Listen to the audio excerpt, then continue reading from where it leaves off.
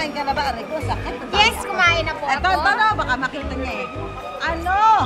Ay, ang madali lang to. Madali lang to. Ang init ng upuan. Baka mainit naman nun. Ano ang English ng keso? Queso cheese.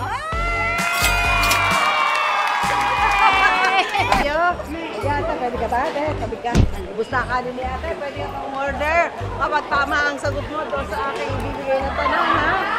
Okay. Ano,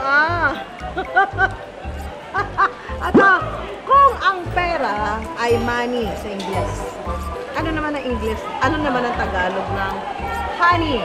Yung matamis, ha? Honey. Ano po? Ang honey. Honey. Honey. Ang Tagalog ng honey. Yung lalagay sa mga inumin, diba? Yung matamis. Ano Tagalog doon? Dali!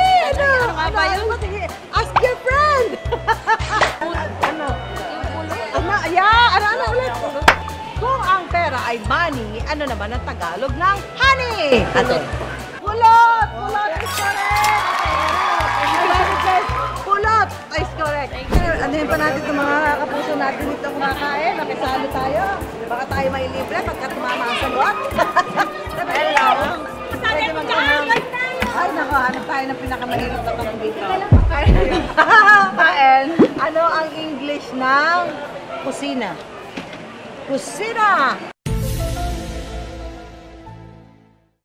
Kusina. Kitchen. Kitchen!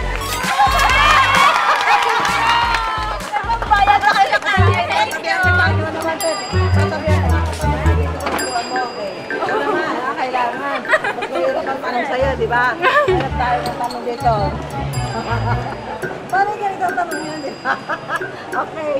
Kung ang English ng binti ay leg, ano naman ang English ng tuhod? Ne.